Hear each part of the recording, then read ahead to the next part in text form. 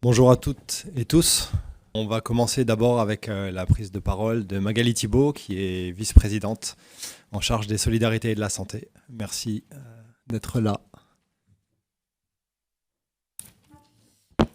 Bonjour à toutes et tous, ravi d'être parmi vous aujourd'hui. J'en profite pour vous adresser mes meilleurs vœux pour cette nouvelle année. Écoutez, je vous le disais, et je salue la présence de Thomas Madieu et l'ensemble de l'équipe de la mission métropolitaine de prévention des conduites à risque. Et vous, partenaires professionnels dans ce secteur-là, sur effectivement la conférence débat autour de la question des jeux d'argent et de hasard chez les jeunes de Seine-Saint-Denis. Nous le savons, il y a déjà plusieurs études qui ont pu montrer que les jeux d'argent fascinent les jeunes en raison de leur mélange enivrant de risques, de suspense et d'espoir. Mais on sait aussi bien que derrière cette façade entre guillemets ludique se cachent des réalités plus sombres et des risques, les questions bien évidemment potentiellement d'addiction ou de dette qui peuvent être dans le quotidien, notamment des jeunes dans un département comme le nôtre très précaire, assez dévastatrices dans le quotidien de ces jeunes et aussi de leur famille. Depuis la libéralisation du marché en 2010, les opérateurs de jeux ont multiplié les campagnes publicitaires avec des slogans qui nous promettaient de nous faire vivre, je cite, vive le sport plus fort, ou encore que le plus important, c'est de gagner, allant même jusqu'à sous-entendre que les paris sportifs pouvaient nous sortir de galères, de difficultés complexes, alors qu'on sait très bien que la réalité, c'est que souvent, ça engendre davantage de risques. Les paris sportifs, ils inondent aussi, contrairement à il y a quelques années où on voyait plutôt les joueurs dans les bars PMU. On voit bien qu'aujourd'hui, les pratiques, elles ont changé, qu'elles inondent l'espace public, notamment à travers nos écrans et les réseaux sociaux du coup, dans lesquels on voit s'inviter les campagnes de pub sur les paris sportifs et qui même ont, pour certains, créé leurs propres médias. Je ne rentrerai pas dans les détails de l'étude menée par Thomas Amadieu, puisqu'il va le faire juste après moi et il le fera bien mieux que moi. Mais on apprend par exemple dans cette étude que près d'un jeune de Seine-Saint-Denis sur 3 a déjà joué ou parié de l'argent. Et je pense que voilà, cette étude-là mérite aussi de pouvoir être très précis sur quel est aujourd'hui le constat de cette pratique-là. Et on voit aussi bien que malgré l'interdiction, que la pratique notamment des mineurs est aujourd'hui une réalité. On a du coup pris conscience de cela, le département via la mission métropolitaine de prévention des conduites à risque. Et on a effectivement souhaité s'emparer de sujets qui n'est pas forcément aujourd'hui le sujet numéro 1 quand on parle de la prévention des conduites à risque. Mais on souhaitait en tout cas accompagner une étude pour prévenir et surtout interpeller le grand public et approfondir en fait ces comportements liés au jeu d'argent. À côté de cette étude, on a en amont lancé, je pense que vous l'aviez vu, une campagne en 2022, une campagne de communication sur les paris sportifs qui détournait le triste slogan que vous avez pu voir, Tout pour la daronne, notamment parce que c'est aussi des pratiques de publicitaires et d'agences comme celle-ci, de pouvoir aussi des fois stigmatiser une partie de la jeunesse, notamment de Seine-Saint-Denis. Et donc, le but de cette campagne de communication, c'était aussi d'essayer d'interpeller le grand public en disant que souvent, ces pratiques de jeux en ligne, finalement, rendent beaucoup plus compliqué le quotidien des personnes, notamment à travers des dettes financières.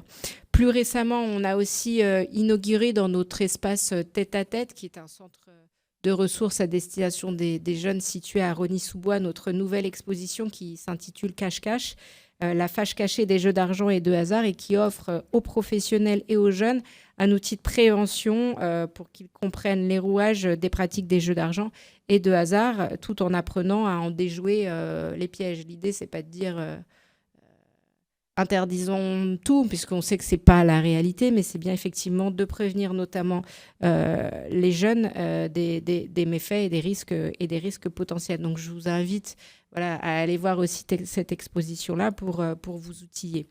Et puis au-delà des outils de prévention, et je conclurai sur ça, que nous portons, c'est aussi notre capacité à interpeller les pouvoirs publics sur la nécessité de réguler ce secteur-là en faisant bouger les lignes, notamment au niveau législatif. Alors on l'avait déjà tenté de le faire quand on a lancé notre campagne de communication en 2022, mais il nous semble que pour nous, il y a nécessité à encadrer beaucoup plus strictement les pratiques publicitaires. D'autres pays européens qui sont nos voisins l'ont déjà fait depuis bien plus longtemps. Et aussi, bien évidemment, parce que ça marche sur deux pieds, de pouvoir donner les moyens, une politique nationale, une véritable politique de prévention en inscrivant les jeux d'argent et de hasard dans la liste des addictions dans le Code de la santé publique, au même titre que l'alcool, les stupéfiants ou encore le tabac. Et puis, la nécessité, de notre point de vue aussi, de taxer davantage les opérateurs de paris sportifs qui se font, et je cite quelqu'un d'assez connu, un pognon de dingue sur le dos des joueurs, puisqu'en 2023, ils ont empoché près d'1,4 milliard euros. Voilà, donc c'est pour nous, effectivement, cet argent-là pourrait être reversés à des campagnes de prévention. Vous l'aurez donc compris, le département souhaite mettre à disposition des professionnels et des jeunes des outils de prévention efficaces pour lutter contre les conduites à risque. Et donc je me félicite du rendu de cette étude et je sais que, et ce sera à la fin de l'après-midi, l'idée est aussi de pouvoir associer, possiblement d'avoir un groupe qui du coup pourra se servir de cette étude-là pour aller un peu plus loin dans la prévention et les outils à mettre en œuvre auprès de la jeunesse. Donc, encore une fois, merci pour votre présence. Merci aux équipes de la mission, à Thomas Amadieu et à l'association Je suis l'autre qui nous a accompagnés pour mener à bien cette étude. Et demain, je l'espère, les actions de prévention.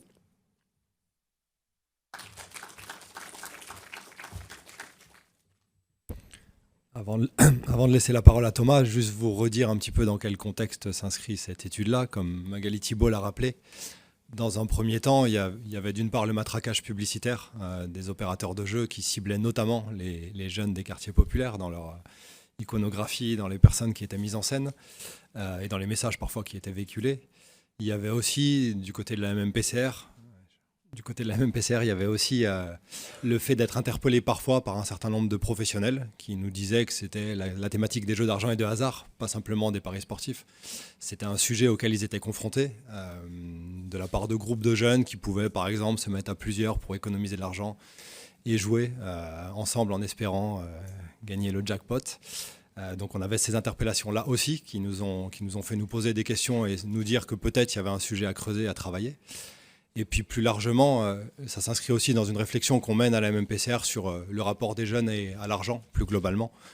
On s'intéresse depuis longtemps à la question de l'engagement des jeunes dans les trafics, à d'autres conduites qui peuvent avoir un rapport avec ce sujet-là. Et vous le verrez notamment dans les motivations à jouer, que vous présentera Thomas, que parfois il peut y avoir un certain nombre de similitudes entre différentes conduites à risque, que ce soit le jeu d'argent ou d'autres conduites. L'idée de cette étude, c'était en fait sur le jeu d'argent et de hasard, sur le volet jeune en particulier, il existe quelques études, mais pas énormément. Sur le territoire de la Seine-Saint-Denis, il n'en existait pas. Donc l'idée, c'était aussi d'avoir des chiffres pour pouvoir quantifier la pratique, pouvoir avoir des données objectives aussi, et savoir exactement de qui on parle, de quoi on parle, dans quelle mesure, quel pourcentage, et aussi d'aller plus loin, au-delà de ça, sur quelles sont les pratiques, c'est quelles sont les motivations à jouer, est-ce qu'il y a des croisements avec d'autres conduites à risque, et donc de pouvoir du coup mieux intervenir en prévention en ayant davantage de données précises sur quel est le rapport des jeunes, donc c'était les 13-25 ans en particulier qu'on a exploré, de Seine-Saint-Denis, quel est leur rapport avec les jeux d'argent et de hasard. L'idée, c'est ni de banaliser, ni de dramatiser la pratique, mais d'avoir un certain nombre de chiffres pour pouvoir mieux intervenir et essayer de me comprendre quels sont les ressorts motivationnels à jouer pour avoir des stratégies plus adaptées. Donc c'est Thomas Amadieu qui nous a accompagnés et qui a mené cette étude. Thomas Amadieu, il est sociologue, professeur associé à l'ESCA et chercheur associé au GEMAS, qui est un laboratoire de sociologie du CNRS. L'étude s'est menée entre fin 2023 et le rendu là en fin d'année 2024. Et simplement pour vous dire un petit peu le déroulé de cet après-midi, donc Thomas va présenter les principaux résultats en 3/4 d'heure à peu près. C'est ça. On va avoir ensuite un temps d'échange d'une demi-heure environ. Et ensuite, je vous présenterai moi, en quelques minutes un certain nombre de ressources qui peuvent exister sur le territoire notamment. Magali les a citées, je vous montrerai quelques visuels qui vous donneront encore davantage envie d'aller notamment au tête-à-tête. Et on aura aussi, vous aurez aussi la possibilité de récupérer le rapport complet de l'étude, puisque là, c'est les principaux résultats à la sortie ensuite. Voilà, je vous remercie.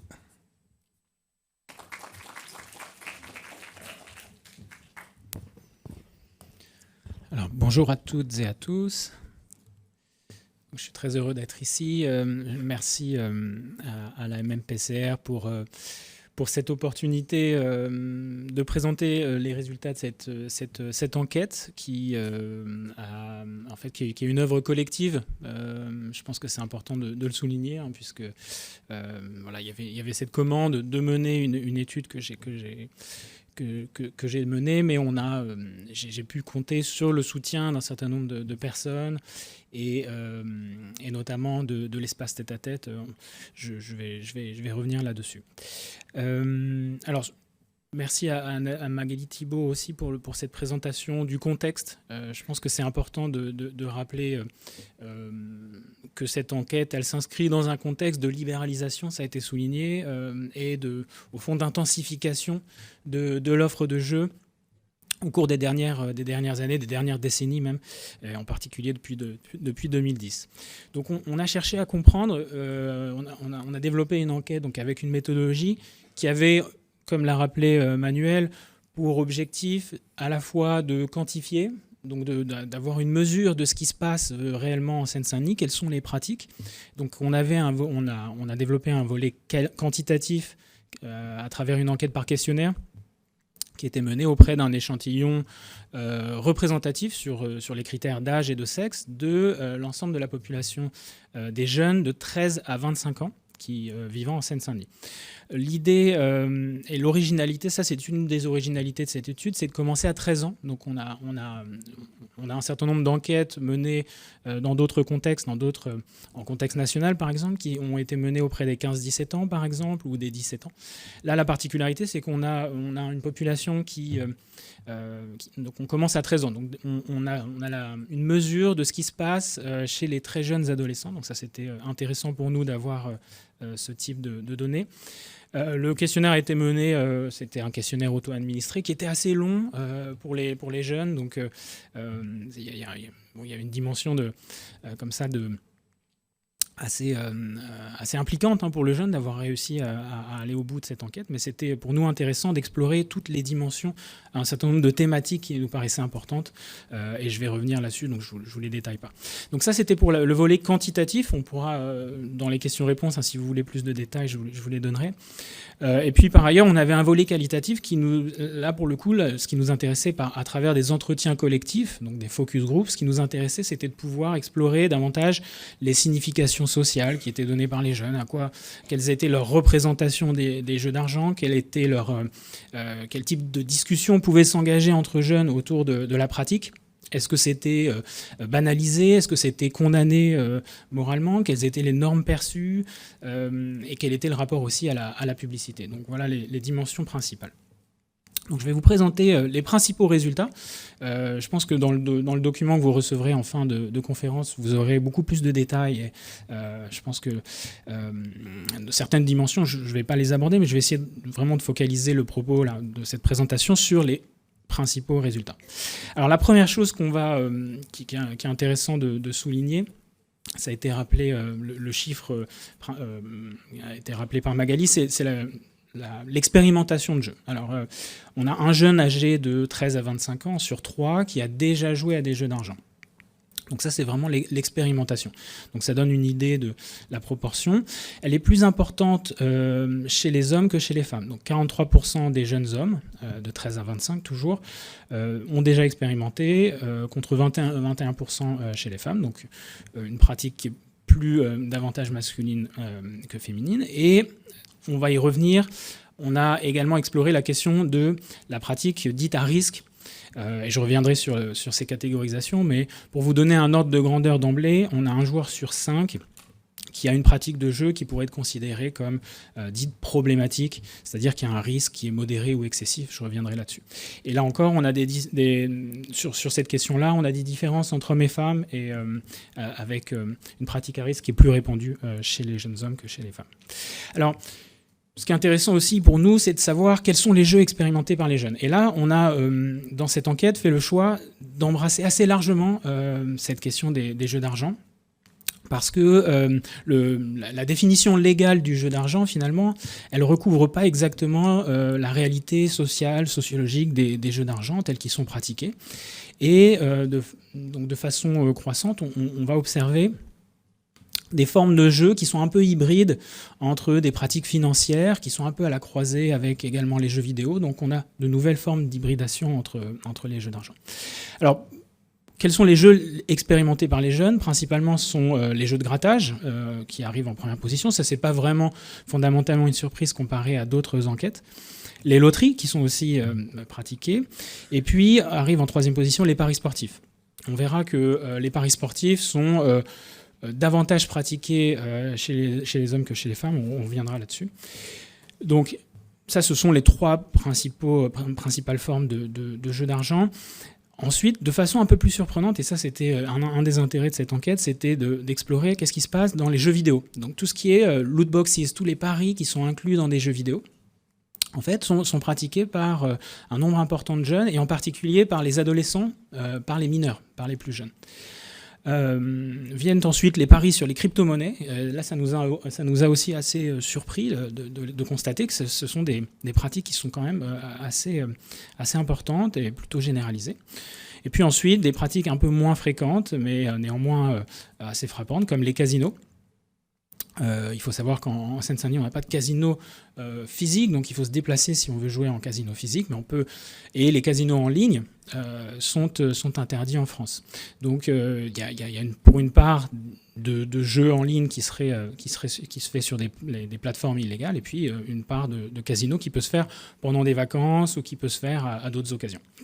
Voilà. Et ensuite, on a le poker, les paris hippiques, les paris sur les marchés financiers, les paris sur les NFT et le e-sport, donc qui sont là pour le coup un peu moins pratiqués par les jeunes, mais qui néanmoins ne sont pas complètement anecdotiques. Donc quand on regarde le tableau général, c'est vraiment une grande diversité de possibilités de jeux pour les jeunes, qui est absolument qui est assez frappante.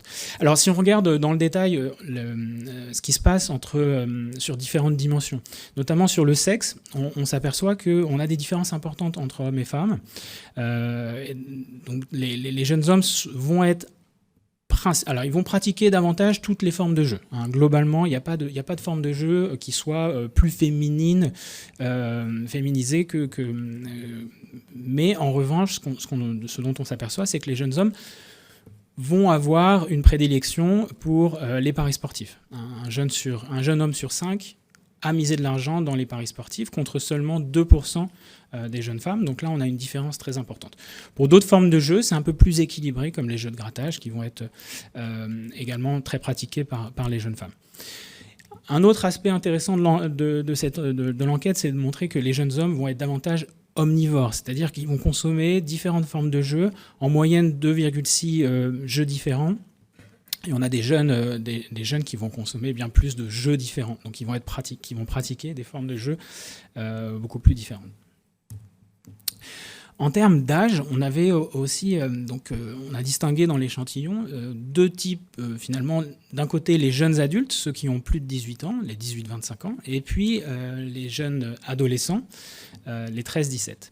Et là encore, on constate des différences importantes. Alors, d'abord, la première distinction à opérer, c'est le fait que, évidemment, chez les jeunes adultes, on pratique davantage les jeux d'argent, ce qui est assez logique, hein, puisque les jeux d'argent sont interdits aux mineurs, globalement. Mais malgré tout, chez les 13-17 ans, on s'aperçoit qu'il y a un certain nombre de jeux qui sont également pratiqués.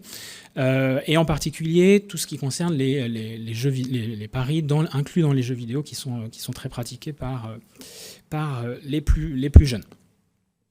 Donc ça, c'est un autre enseignement important.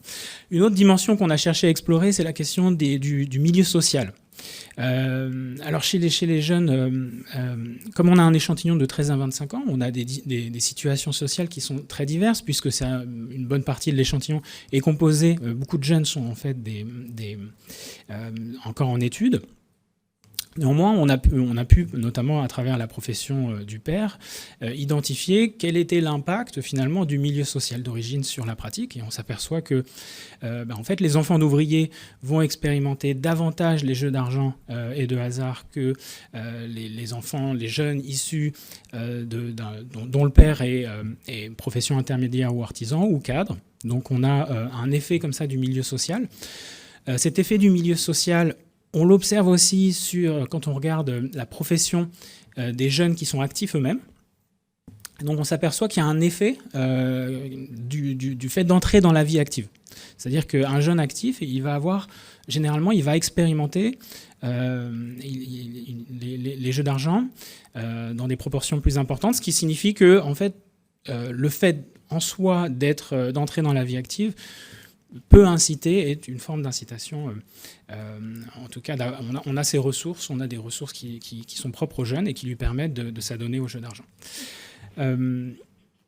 Voilà à grands traits les principaux effets qui peuvent s'exercer sur les types de jeux qui sont pratiqués. Maintenant, ce qui est intéressant, c'est de constater comment on joue aux jeux d'argent et où on joue à ces jeux d'argent. Alors, il y a une première dimension qui est intéressante. On a voulu savoir quelles étaient les pratiques. Est-ce qu'on pratique en ligne ou pas? Et on s'aperçoit qu'effectivement, les jeunes pratiquent en grande partie les jeux en ligne, mais il y a des différences fortes entre hommes et femmes. Hein, donc, on s'aperçoit chez les femmes, pour la majorité d'entre elles, on n'utilise pas Internet pour jouer à des jeux d'argent. Donc, on va préférer se rendre dans des points de vente, notamment parce que le jeu le plus pratiqué par les jeunes femmes, ce sont les jeux à gratter. Et ces jeux, on peut les acheter en ligne, mais généralement, on les achète dans des points de vente. Tandis que chez les garçons, on a davantage de jeunes qui vont pratiquer le jeu en ligne. Donc ça, c'est un élément intéressant de l'enquête. Un autre élément intéressant, c'est qu'on a voulu savoir, chez les jeunes qui misent en ligne, chez ceux qui jouent sur leur smartphone, par exemple, où est-ce qu'ils le font? Et alors, un élément intéressant, c'est de constater que, globalement, on pratique davantage à la maison, on pratique chez soi. Ce qui est intéressant de constater, c'est que parfois on le fait chez soi, mais à l'insu de ses parents. Hein. Donc les parents ne sont pas toujours au courant, même s'ils peuvent l'être dans d'autres cas. Mais en tout cas, on pratique à la maison très fréquemment. Et puis, on s'aperçoit que chez les garçons, les jeunes hommes, on va pratiquer dans une plus grande variété de lieux. Donc les garçons vont pratiquer dans les transports, au travail, au lycée, au collège, au café, dans un bar, dans la rue, dans tous ces lieux, en fait des lieux publics qui sont investis aussi par les garçons et qui peuvent jouer aux jeux d'argent sur leur smartphone dans ces lieux.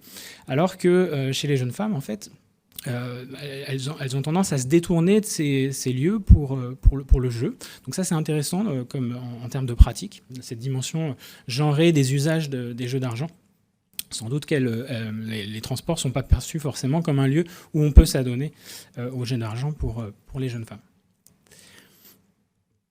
Alors, un autre élément intéressant et qu'on doit, je pense, qui est important de garder en tête, c'est que on a donc exploré ces dimensions d'expérimentation, qu'est-ce qui se passe quand on expérimente, mais certains jeux, on a une grande variété de modalités d'engagement dans la pratique, avec des intensités qui vont être très variables d'un jeune à l'autre.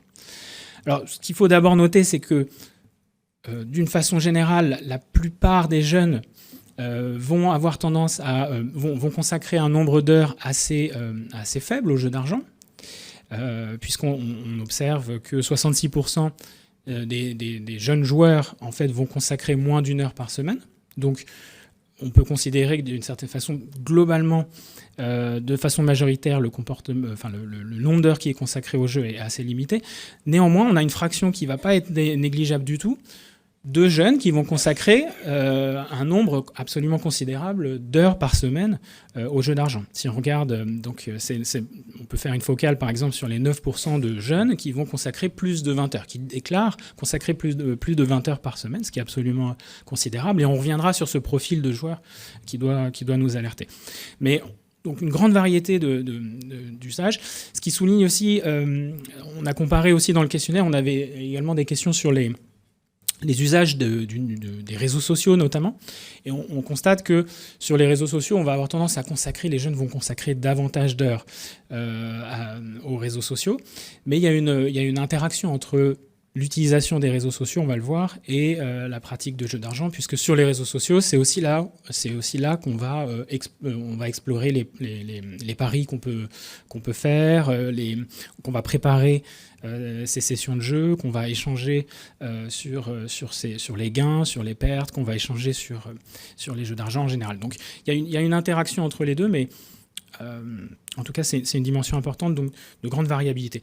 Et puis ensuite, on a posé un certain nombre de questions sur quel est l'argent dépensé dans le jeu. Et là, il y a une remarque qu'il faut faire, c'est il y a une certaine difficulté à interroger les jeunes sur qu'est-ce qu'ils dépensent exactement dans les jeux d'argent. Pourquoi ? Parce que dans un jeu d'argent, l'argent circule en fait par définition. Donc on va gagner, on va perdre, on va parfois jouer pour se refaire, etc. Donc on a au fond une difficulté à percevoir, et même pour le jeune, à mémoriser combien d'argent exactement on a perdu lors du mois précédent, par exemple. Donc pour éviter, on a essayé de naviguer dans ces difficultés en posant un certain nombre de questions. Alors je ne vous les présente pas toutes, mais elles sont dans le rapport. Mais notamment, quelque chose qui est intéressant, c'est quelles sont les pertes moyennes par semaine. Donc on demande aux jeunes d'estimer quelles sont les pertes moyennes par semaine. On s'aperçoit que chez les jeunes joueurs, une majorité, encore une fois, déclare moins de 5 €. Donc, on pourrait se dire, ça, c'est une forme de jeu dont le risque est limité. Néanmoins, quand on regarde les dépenses les plus importantes, on a une fraction qui n'est pas du tout négligeable de joueurs qui vont dépenser plus de 100 € par semaine. Quand même 14% de l'ensemble des joueurs qui dépensent plus de 100 € par semaine. Donc, en dépenses mensuelles, ça représente 400 € ou plus. Sur un échantillon de jeunes qui en fait sont entre 13 et 25 ans, donc qui n'ont pas forcément tous des ressources très importantes. Donc ça c'est un chiffre qui est particulièrement frappant en termes de dépenses. Donc intensité variable de jeu. Alors d'où vient la pratique de jeu ? Qu'est-ce qui fait qu'on est conduit vers les jeux d'argent et de hasard ? Qu'est-ce qui fait que les jeunes vont débuter vont expérimenter ces jeux d'argent et de hasard. On a voulu le savoir, donc d'abord, un premier élément qui nous a intéressé, c'est de constater que l'initiation, à quel âge on est initié. D'autres enquêtes avaient estimé différents âges d'initiation. En tout cas, dans la Seine-Saint-Denis, sur ce qu'on constate, c'est que l'initiation, elle se fait en moyenne à 15,5 ans pour l'ensemble de l'échantillon. Les filles débutent plus tard, à 17 ans, les garçons plus tôt, à un peu moins de 15 ans, donc 2 ans plus tôt. On a quand même une différence très importante. Et puis ce qui est frappant, c'est de constater que, en fait, pour la plupart, les jeunes commencent avant 18 ans, et il y a même une frange très importante de jeunes qui commencent même avant 14 ans. 38% de jeunes qui commencent avant 14 ans. Donc, je le rappelle, mais les jeux d'argent sont interdits aux mineurs. Donc, on voit bien que là, il y a un vrai sujet d'initiation qui se fait de façon très précoce aux jeux d'argent. Alors, si on regarde, finalement, quand on s'initie, comment on vient aux jeux d'argent ? Qu'est-ce qui fait qu'on s'initie aux jeux d'argent ? On a cherché à explorer quels étaient finalement les modes de socialisation chez les filles et chez les garçons notamment. Et on s'aperçoit alors ce qui est intéressant, c'est qu'il y a 3 grands modes de socialisation, pour faire simple. Elle peut être familiale, elle peut être amicale, et puis elle peut être aussi parfois solitaire, c'est-à-dire que le jeune considère qu'en fait, il a commencé tout seul. Et donc là, et ça revient assez fréquemment. C'est intéressant de voir qu'un jeune qui déclare commencer seul, on va le voir chez notamment les joueurs les plus vulnérables, c'est quelque chose qui revient assez souvent. Et donc on peut se poser la question de savoir qu'est-ce qui fait qu'on commence tout seul. Est-ce que c'est parce qu'on est exposé à la publicité et donc on va commencer une grande variété de jeux différents. Si on regarde la socialisation familiale, elle se fait principalement par les jeux de grattage. Et souvent, c'est la mère qui initie aux jeux de grattage via les jeux de loterie et dans une moindre mesure les paris hippiques, souvent par le biais du père. Donc la socialisation familiale, les jeunes filles sont davantage socialisées par leurs parents que les jeunes garçons. Et puis la socialisation par les pères, en fait, ça concerne davantage les garçons et c'est surtout les paris sportifs. Donc ça, c'est vraiment une distinction à opérer. Au-delà de cette sollicitation, au-delà de cette initiation par une personne très clairement identifiée par le jeune, ce qui revient dans les focus group qu'on a menés, c'est au fond une incitation qui se fait par le biais de l'entourage, comme on le voit dans cette citation. En fait, vous voyez, dans cette citation, le jeune déclare, qui est un jeune de 22 ans, qui déclare que dans le quartier, on voit des jeunes plus grands, que nous, mettre des 100 €, je vais mettre 500 € sur Paris ce soir.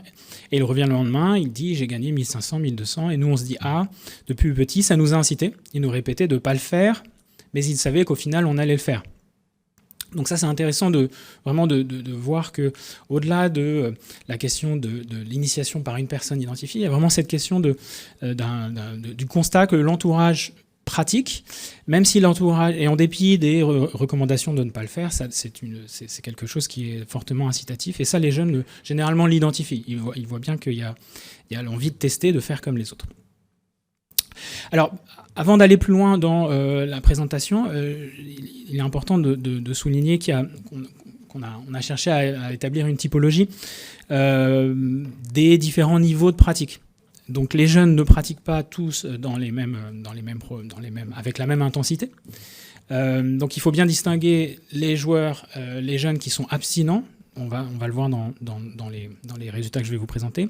Les joueurs qu'on pourrait qualifier de sociaux, au fond, c'est-à-dire des joueurs dont la pratique est relativement bien intégrée socialement, qui ont un niveau de risque qu'on estime avec l'ICGE, qui est un indice qui permet de mesurer le niveau de risque, qui est relativement réduit, sans risque ou à risque faible. Et puis des joueurs qui vont être vulnérabilisés, sur lesquels on va faire un focus dans la présentation. Les joueurs que j'appelle vulnérabilisés, en fait, j'utilise ce terme plutôt que... C'est en fait des jeunes dont l'environnement social, couplé à la disponibilité des jeux d'argent, va conduire à vraiment des dommages importants pour eux et pour leur entourage. Donc je vous présente rapidement, mais on va revenir sur ces différentes catégories. Donc, je vous ai présenté ces catégories parce que quand on regarde l'intégration et la banalisation de la pratique, en fait, on s'aperçoit que quand on regarde la majorité des jeunes, la norme reste de ne pas consommer des jeux d'argent. On avait dit un jeune sur 3 a expérimenté la pratique. Donc, globalement, on pourrait se dire la norme, c'est pas de pratiquer, c'est pas de consommer. Et donc, quand on pose la question, et ça a des implications parce que cette norme perçue, on a posé la question aux jeunes de savoir si les jeux d'argent sont normaux. Est-ce qu'ils considèrent que presque tout le monde joue, les jeux d'argent sont normaux? Et on constate des différences très importantes selon la pratique de jeu des jeunes. Donc ça nous signale quelque chose d'intéressant, c'est-à-dire que, en fait, pour la majorité des jeunes, c'est pas complètement anodin. Il y a des tas de groupes de jeunes, par exemple, qui sont les jeunes abstinents ou les jeunes joueurs sociaux ne perçoivent pas les jeux d'argent comme une pratique absolument normale et habituelle. En revanche, dans d'autres types, chez d'autres jeunes, on a vraiment cette perception que la pratique est complètement banale et qu'au fond, tout le monde, tout notre entourage pratique les jeux d'argent. Et c'est particulièrement le cas chez les joueurs vulnérabilisés, qui en fait ont un entourage qui est composé lui aussi d'autres joueurs finalement, et ont l'impression qu'au fond tout le monde joue. Donc ça, en termes de représentation, c'est intéressant parce qu'on s'aperçoit que ça conduit ou pas à banaliser la pratique. Et on avait d'autres questions qui permettaient aussi d'approximer, de comprendre ce qui se passait quand on avait l'impression que les autres jouaient. C'est aussi le constat, est-ce qu'on a déjà vu quelqu'un gagner au jeu d'argent ? Et en fait, alors là, pour le coup, quand on interroge les jeunes, la majorité ont déjà vu ont déjà pu faire ce constat que quelqu'un gagne au jeu d'argent, mais avec des différences très importantes, là encore, entre les abstinents, qui finalement ont un petit peu moins souvent vu des gens gagner, alors que chez les joueurs vulnérabilisés, l'écrasante majorité d'entre eux ont déjà vu des gens gagner, et d'ailleurs ont déjà gagné eux aussi. Donc ça, c'est très important en termes de ressenti.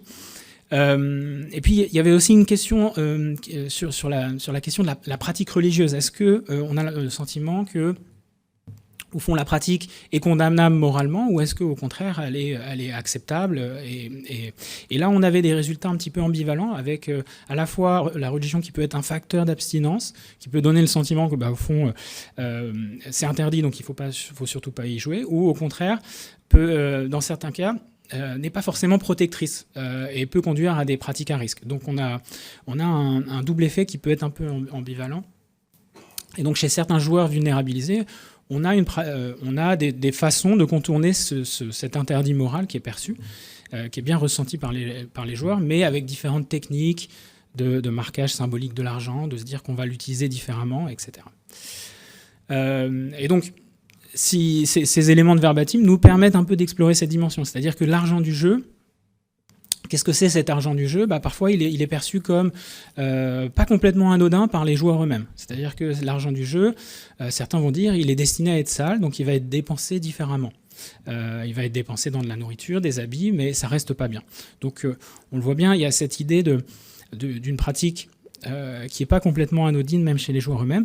Et puis, cet argent du jeu, il y a aussi des façons pour les jeunes de garder une forme de contrôle sur leur pratique, en considérant que l'argent du jeu, l'argent qu'on destine à jouer, c'est uniquement l'argent qui est en plus, l'argent qu'on ne devait pas avoir à la base, comme on le voit dans cette citation. Donc c'était vraiment cette idée que il vient pas des économies, c'est pas l'argent de la paix, c'est l'argent un peu en bonus. Et ensuite, l'argent du jeu lui-même, on va le dépenser dans différentes activités.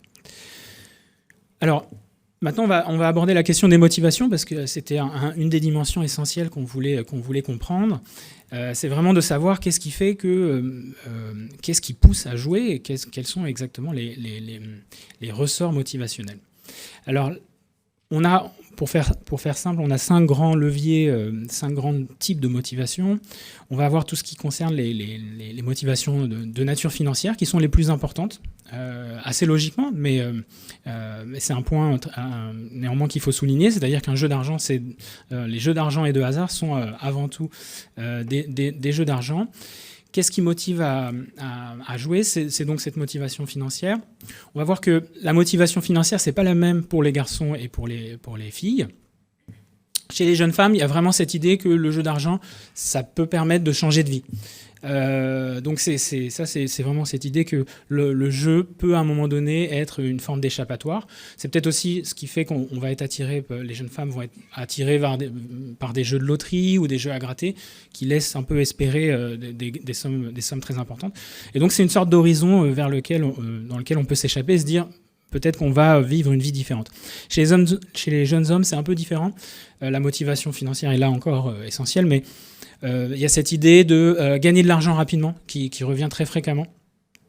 Donc gagner de l'argent rapidement, c'est avoir une source d'argent immédiate, qui est parfois perçu comme de l'argent un peu facile. Certains jeunes vont aussi souligner, on va le voir, mais quand on a des difficultés temporaires à un moment donné, on a besoin de sous, eh ben on va se diriger vers les jeux d'argent parce que c'est perçu comme une bonne façon de gagner de l'argent rapidement. Et puis ensuite, on a des différents types de motivations. Alors, on a tout ce qui concerne les motivations que j'appelle hédonistes, mais en gros, c'est la dimension d'excitation, de plaisir, les émotions fortes liées au jeu. Là, ça concerne davantage les garçons, ces motivations. Donc, quand on regarde un match, quand on teste ses limites dans le risque, donc il y a vraiment une attraction spécifique de la prise de risque. Troisième motivation qui revient moins fréquemment, mais c'est cette question d'échappatoire, la dimension escapiste, c'est-à-dire que on joue pour oublier ses soucis, on joue pour échapper à la routine du quotidien. Là, c'est un peu plus équilibré entre hommes et femmes. Chez les joueurs les plus en difficulté, les joueurs vulnérables, ça c'est une motivation qui va revenir très fortement. Donc on s'échappe vraiment à travers le jeu. Ensuite, il y a une motivation. Alors, je dis ensuite, mais en fait, c'est pas forcément hiérarchisé exactement, puisque ça dépend entre les hommes et les femmes et le profil de joueur. Mais il y a une motivation qui revient beaucoup chez les jeunes hommes, c'est la motivation statutaire. Donc, c'est qu'est-ce qu'on prouve aux autres, en quoi on prouve aux autres, on se prouve à soi-même que à travers les paris, j'ai la capacité de prendre. Je m'y connais en sport, j'ai la capacité à prendre de bonnes décisions, j'ai la capacité et je montre aux autres ma valeur.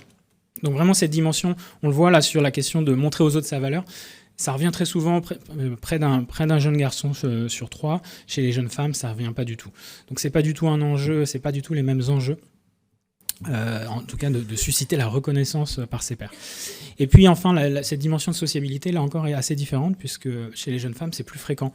Donc les jeunes femmes ont davantage cette appétence, cette recherche de sociabilité, d'être avec des amis, ou même de faire comme les autres. Alors faire comme les autres, c'est pas forcément quelque chose qui donne très envie. On n'a pas forcément envie de dire qu'on fait comme les autres, mais néanmoins, on a quand même 20% des jeunes femmes joueuses qui déclarent qu'elles le font pour faire comme les autres. Donc il y a cette dimension de sociabilité. Alors, ces proportions, vous verrez dans le rapport, mais elles sont assez différentes selon les types de jeux qui sont pratiqués, selon l'intensité de pratique. Par exemple, chez les parieurs sportifs, c'est vraiment cette notion de gagner de l'argent à court terme qui est essentielle, et s'acheter ce dont on a besoin qui reviennent très fréquemment. On reviendra là-dessus. Donc, cette dimension gagner de l'argent rapidement, qui revient souvent, elle revient aussi très souvent dans les verbatims, dans les entretiens qu'on a menés. Et c'est vraiment cette perception qu'il y a de l'argent à se faire alors je joue. Donc c'est vraiment cette idée que l'argent, les jeux d'argent, c'est un bon moyen. C'est même parfois comparé à d'autres types de pratiques. Je préfère les paris sportifs, c'est mieux que vendre de la drogue. Donc c'est vraiment parfois ces mises en équivalence de certaines sources d'argent. Et puis il y a cette idée aussi, et qui est soulignée par certains jeunes, c'est l'idée qu'à un moment donné, des difficultés financières, ça peut être perçu comme en fait une motivation supplémentaire à jouer. Comme on le voit dans cette citation, ça arrive, tu as envie de te faire de l'argent, tu n'as plus de sous, tu es en galère, tu demandes trop d'argent à tes parents, il faut que tu finisses le mois bien. C'est là que tu commences à mettre des paris, des cotes énormes. Donc le besoin d'argent rapide, il va aussi conditionner la façon de jouer. Donc on va prendre des risques plus importants en jouant quand on est animé par cette envie, ce besoin de gagner de l'argent rapidement. Alors, il y a une autre dimension très importante, et je l'avais dit tout à l'heure, il y a des intensités différentes de pratiques de jeu, et surtout, on a des pratiques de jeu qui sont plus ou moins à risque, plus ou moins problématiques pour les joueurs. Là, dans le cadre de cette enquête, on a réutilisé simplement un indice qui s'appelle l'ICJE, qui est généralement utilisé dans les enquêtes en France notamment, et ça nous permet aussi d'avoir un ordre de grandeur et une comparaison par rapport à d'autres enquêtes. Et on s'aperçoit que, en fait, on a une prévalence qui est quand même très forte de pratiques à risque. Avec qu'est-ce qui revient le plus souvent? Donc parmi ces différents critères, parmi ces différents signaux qui doivent nous alerter, on a un premier, c'est cette question de rejouer plus tard pour récupérer l'argent qu'on a perdu dans le jeu. Donc ça, c'est ce mécanisme classique qu'on va retrouver, qui est un des signaux au fond d'addiction qu'on va retrouver chez les personnes qui développent une addiction. Ça, on le retrouve très fréquemment, et ça concerne près d'un joueur sur 2. Donc c'est très important finalement. Même si pour la plupart, ça ne leur arrive que de façon temporaire, ou ça leur arrive parfois, c'est pas la plupart du temps. Ensuite, on va avoir ce besoin de miser plus d'argent pour avoir la même excitation.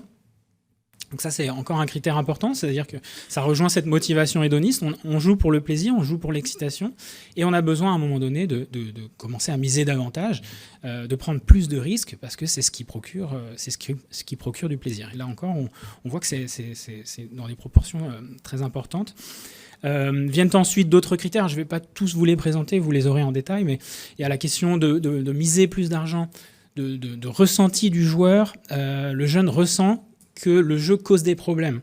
Alors par exemple, miser plus d'argent qu'on peut se permettre de perdre, c'est vraiment une auto-évaluation de la part du joueur, du jeune, qui va considérer qu'à un moment donné, il aurait mieux valu qu'il ne joue pas autant, et il ne pouvait pas se le permettre, mais il l'a quand même fait. Donc ça signale une prise de risque plus importante que ce qu'il voudrait, une forme de perte de contrôle à un moment donné. Et puis il y a la question aussi de la perception de l'entourage et des conséquences sur l'entourage. Donc est-ce qu'il y a des critiques sur les habitudes de jeu, le fait de se sentir coupable par rapport à sa pratique, le fait que ça cause des sources, ça cause des problèmes de santé, de stress et d'angoisse, etc. Donc tous ces éléments-là, c'est des indicateurs qui doivent alerter et que les jeunes identifient en fait assez fréquemment dans leur pratique. Donc, à travers les entretiens collectifs, on a pu voir à l'œuvre au fond, ces mécanismes d'accumulation des pertes de jeu qui revenaient très souvent dans les discours. Et souvent cette forme de déréalisation qui va s'opérer, notamment sur le fait que, au fond, à un moment donné, on est emporté par la pratique, on joue, et même chez certains joueurs qui se disent qu'ils ont le contrôle, en fait, quand ils font le bilan des pertes accumulées, ils se rendent compte que ça dépasse largement ce qu'ils auraient voulu dépenser. Donc souvent, c'est à ce moment-là qu'il peut y avoir une réalisation d'une forme peut-être de perte de contrôle, ou en tout cas qu'on est allé plus loin qu'on ne le voudrait. Ça revient très fréquemment. Par ailleurs, il y a cette question aussi qui revient très souvent, c'est le fait que quand on demande de l'argent, le fait de demander de l'argent, le fait d'avoir besoin d'augmenter, de jouer davantage pour compenser ses pertes, ça peut conduire à emprunter de l'argent, à demander de l'argent à quelqu'un, et donc ça crée des embrouilles. Donc ça, c'est vraiment un élément important qui est identifié par les jeunes, parfois comme une ligne rouge à pas franchir, mais certains la franchissent, et ça crée souvent des problèmes relationnels qui sont ensuite cause de stress et d'angoisse. Alors, il y a un élément très rapide, je vais essayer d'être assez concis, mais on a essayé de focaliser l'attention aussi sur les joueurs que je qualifie de vulnérabilisés, donc les profils les plus en difficulté. Alors, c'est des jeunes qui sont très minoritaires, heureusement, mais qui ont un profil qui doit nous alerter, qui peuvent aussi susciter, qui méritent peut-être un ciblage particulier de différentes actions. Donc les joueurs vulnérabilisés, c'est qui ? Ce sont essentiellement des hommes, 96% d'hommes. Donc ça, c'est vraiment le profil le plus en difficulté par rapport à sa conduite de jeu. On a une surreprésentation de situations sociales précaires. Donc les 3/4 d'entre eux, par exemple, vont se déclarer financièrement en difficulté, ce qui peut être une cause et une conséquence de la pratique de jeu. Il y a une articulation entre les deux. Ce sont souvent des jeunes aussi qui vont avoir le sentiment d'avoir subi des discriminations, beaucoup plus souvent, que ce soit à l'école, au travail ou dans leur vie privée. C'est des jeunes qui sont soit en études, soit qui sont déscolarisés. Et on a aussi un effet des familles monoparentales, la taille des fratries qui joue aussi. Donc c'est des jeunes qui cumulent un certain nombre de difficultés. Pour beaucoup, ces difficultés en fait sont antérieures à la pratique de jeu, puisqu'on a posé des questions sur l'enfance, la jeunesse, et souvent ils ont eu des difficultés, ils ont connu des événements douloureux, donc ils ont des parcours de vie qui peuvent être difficiles, que soit qu'ils aient vécu des maladies graves, des violences au sein de la famille, des séparations, etc. Dans l'enfance et également au cours des 12 derniers mois. Donc on a aussi ce contexte social plus global qui est un contexte de difficulté et sur lequel en fait, cette offre de jeu et cette pratique de jeu va pouvoir va venir se greffer et va causer un certain nombre de difficultés. Et donc parmi ces difficultés, on constate des situations psychologiques et émotionnelles qui sont très difficiles, très dégradées. On a 69% d'entre eux qui disent qu'ils ne sont pas du tout satisfaits de la vie qu'ils mènent en ce moment. Et on voit qu'ils vont souvent se sentir déclarés, avoir le sentiment d'être nerveux, d'être découragés, d'être tristes, etc. Et puis également un sentiment de solitude, ce qui ne veut pas forcément dire qu'ils jouent tout seuls ou que cette pratique de jeu n'est pas du tout sociale. Elle est aussi très connectée aux réseaux sociaux, mais il y a ce sentiment de solitude qui est fort et qui est lié aussi sans doute à des relations avec les parents qui peuvent être mauvaises. Parce qu'il y a une conflictualité qui peut être là à cause de la pratique de jeu d'argent. Voilà. Et puis pour finir sur ces joueurs vulnérabilisés, ce qui est important, on avait aussi un certain nombre d'éléments sur quelles sont les conséquences en fait? Qu'est-ce qui se passe? Qu'est-ce que leur pratique de jeu va induire? Donc là encore, c'est un certain nombre d'éléments qui nous permettent de comparer avec d'autres enquêtes. Donc on s'aperçoit que ce qui revient le plus souvent, donc c'est cette question d'emprunter de l'argent pour jouer. Qui est le dommage qui concerne un joueur vulnérabilisé sur 2, donc ça c'est une conséquence importante.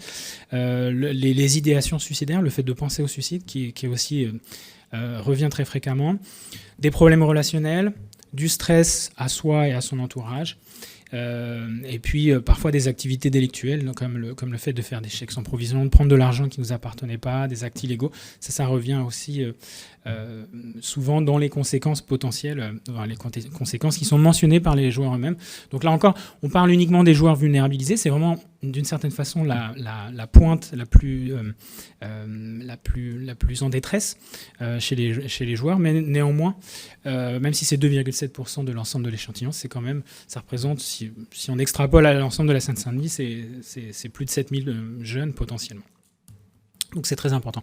Alors, on a également cherché à explorer l'interaction avec les interactions avec d'autres formes de pratiques à risque. Alors, là, ce qui est intéressant, juste quelques éléments. Il y a très clairement une corrélation forte entre le niveau de pratique de jeux d'argent et la consommation de substances psychoactives, soit le tabac, l'alcool, le cannabis. On voit que c'est très corrélé, et en particulier chez ces joueurs les plus vulnérabilisés, mais en fait, il y a une polyconsommation, on pratique les deux, avec des croisements, des articulations entre les deux qu'on a vu dans les entretiens collectifs. En fait, parfois... on consomme évidemment de l'alcool en même temps qu'on joue au jeu d'argent, et à l'inverse, on va utiliser l'argent du jeu. Parfois, l'argent qu'on a gagné au jeu, on va l'utiliser pour s'acheter du tabac, de l'alcool, des puffs et d'autres formes de consommation, de plaisir comme ça, qui sont pratiquées. En revanche, là, il y a une distinction importante à opérer dans tout ce qui concerne les pertes de contrôle numérique. Alors, on a demandé aux jeunes est-ce qu'ils avaient le sentiment d'avoir perdu le contrôle sur leur pratique de jeux vidéo, de réseaux sociaux, d'Internet. Là, en fait, on n'a pas un lien systématique, c'est-à-dire que pour tout ce qui concerne réseaux sociaux et Internet, c'est plutôt l'inverse. En fait, les joueurs vulnérabilisés n'ont pas le sentiment de perdre le contrôle avec Internet ou les réseaux sociaux. Mais en revanche, avec les jeux vidéo, oui. Donc là, on a une distinction à opérer dans cet univers numérique. En fait, c'est pas exactement la même chose. Et chez les abstinents de jeu, ceux qui n'ont pas du tout qui ne jouent pas aux jeux d'argent, qui n'ont jamais expérimenté, eux, en revanche, déclarent finalement assez souvent des pertes de contrôle avec les réseaux sociaux ou avec Internet. Donc, c'est intéressant de constater que c'est peut-être pas la même sociologie, les mêmes jeunes, en fait, avec souvent une surreprésentation des jeunes femmes qui vont déclarer perdre le contrôle sur les réseaux sociaux, leur consommation de réseaux sociaux. Voilà. Enfin, le dernier aspect que je vais aborder rapidement, c'est la question de la publicité et du marketing, qui sont une des dimensions importantes et qui avaient motivé la réalisation de cette enquête. Là, on a cherché à savoir vraiment ce qu'en pensaient les jeunes. Alors d'abord, on a des chiffres assez frappants qui nous en tout cas nous interpellent sur la proportion de jeunes qui ont déjà vu ou entendu une publicité pour les jeux d'argent au cours des derniers mois. 82% dans l'ensemble de l'échantillon. Chez les jeunes mineurs, on a même une proportion qui est encore plus élevée, à 84%. Donc, ce qui montre bien que la loi telle qu'elle est actuellement ne permet pas de protéger les mineurs, puisqu'ils sont absolument, dans une écrasante majorité, exposés à ces publicités. Alors, ils sont exposés de quelle façon? Principalement sur Internet. Et puis, ils sont exposés aussi à la publicité, à la télévision, avec différents spots publicitaires. Donc ça peut être par exemple pendant des matchs de football, les affiches dans les espaces publics. Et puis, alors ça c'est les principaux. Et puis ensuite, un peu moins fréquemment mentionnés, on a quand même la publicité par des sportifs, des célébrités qui reviennent. Et puis lors de la publicité, lors de rencontres, d'événements sponsorisés, etc. Un autre élément, c'est la question dans le domaine du marketing plus généralement. En fait, il faut élargir. C'est pas seulement la publicité, il y a aussi toute la question des dispositifs qui sont mis en place pour attirer les jeunes. Et par exemple, les bonus de bienvenue, ce qu'on appelle les free bets. Qu'est-ce que c'est? En fait, ce sont des offres qui sont faites aux joueurs aux jeunes pour les attirer sur les plateformes en leur promettant que leurs premiers paris seront gratuits. Et là, on constate que parmi les joueurs, ça a été c'est très fréquemment mentionné. 41% déclarent avoir déjà utilisé ce type d'offre. On a aussi tout ce qui concerne les offres promotionnelles, donc les codes boostés, par exemple, ça fait partie de genre d'offres où on promet une rentabilité plus forte aux joueurs s'ils se dirigent vers certains paris, etc. Et puis un autre élément, c'est la question des tipsters, sur lesquels on a fait on voulait en savoir un peu plus. Et on constate qu'un joueur sur 3 va suivre les conseils de tipsters. Les tipsters, c'est quoi ? Ce sont des sortes d'influenceurs qui vendent sur les réseaux sociaux leurs pronostics, notamment pour les paris sportifs ou pour d'autres formes de jeux d'argent, et qui donc proposent ces conseils, mais les mettent à la vente. Et donc souvent, en fait, ils sont très souvent écoutés.